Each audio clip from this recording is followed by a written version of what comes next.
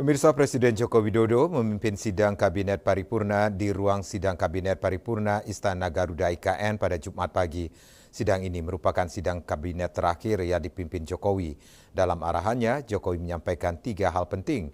Jokowi juga menyampaikan ucapan terima kasih kepada para menteri yang telah bekerja keras dalam menjalankan dan mewujudkan program-program pemerintah. Sebesar-besarnya.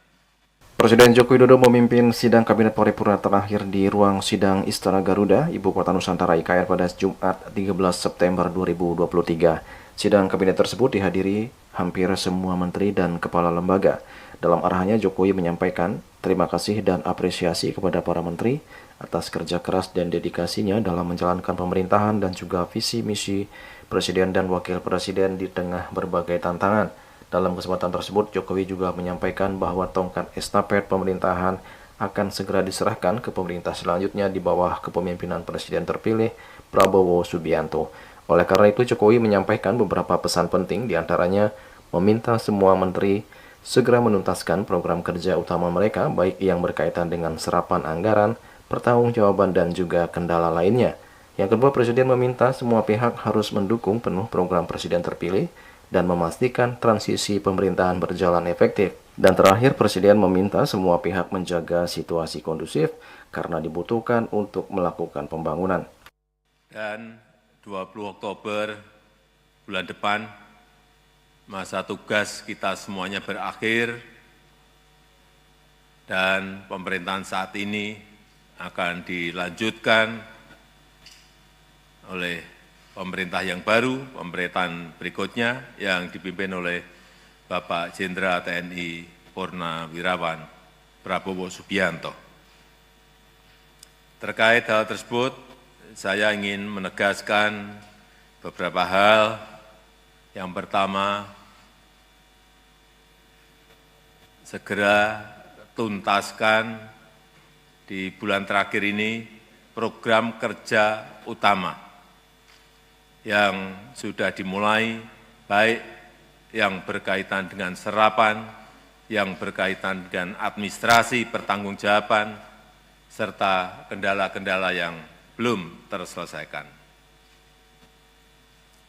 Yang kedua, kita semuanya harus mendukung penuh program Presiden terpilih. Pastikan transisi pemerintahan berjalan efektif. Jika diperlukan regulasi baru, jika diperlukan perumusan kebijakan yang harus segera dibuatkan, segera dibuat dan segera diselesaikan. Utamanya untuk program-program unggulan Presiden terpilih, agar setelah dilantik pemerintahan baru bisa segera bekerja dan berlari kencang. Yang ketiga,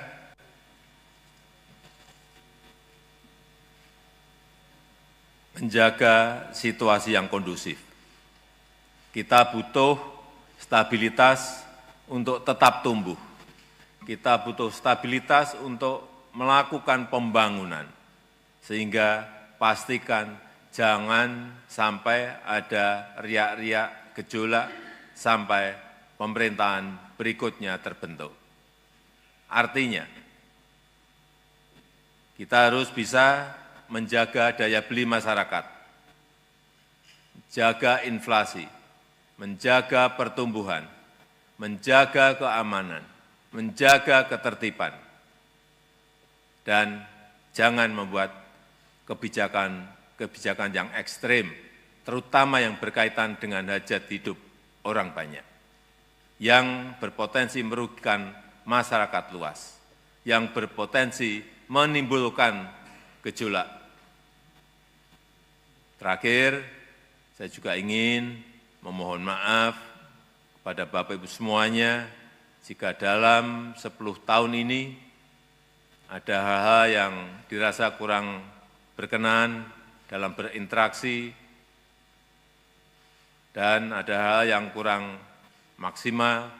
Sekali lagi, saya ingin mohon maaf yang sebesar-besarnya. Sebelumnya, Presiden Joko Widodo melakukan pertemuan dengan pejabat TNI Polri se-Indonesia di Istana Negara Ibu Kota Nusantara, IKN, pada Kamis 12 September 2024. Dalam kesempatan tersebut, Presiden Jokowi menekankan pentingnya transformasi dan profesionalisme dalam menghadapi tantangan masa depan. Jokowi mengatakan bahwa pemindahan ibu kota bukan sekedar pemindahan gedung atau lokasi kerja, tetapi juga mencerminkan perubahan pola pikir, pola kerja, dan budaya kerja.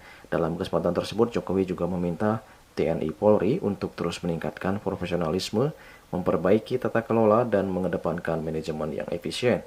Di tengah kondisi geopolitik yang tidak menentu, Jokowi menyebut peran TNI Polri akan semakin krusial dalam menjaga stabilitas nasional, yang merupakan fondasi untuk mencapai cita-cita besar Indonesia, termasuk mencapai Indonesia Emas di 2045. Juli Suwarte dan Ketut Sumadias melaporkan.